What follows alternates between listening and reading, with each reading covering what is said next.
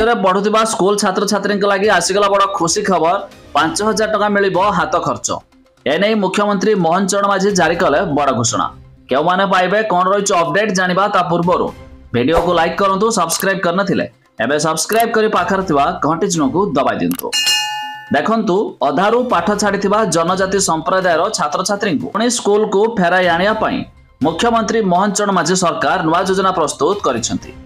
आर्थिक स्वच्छल नथिबा कारणरू पाठपढ़ा छाड़िथिबा छात्र छात्री शिक्षा जारी रखिया पई एणिकी सरकार नवम एवं एकादश श्रेणी छात्र छात्री को वर्ष को 5,000 टंकार हाथ खर्च प्रदान करिवे।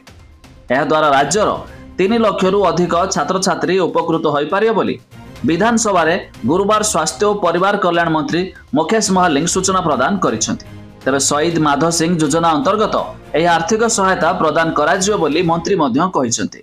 आ एही योजना रे राज्य सरकार मोट 156 कोटी टंका खर्च करिवे।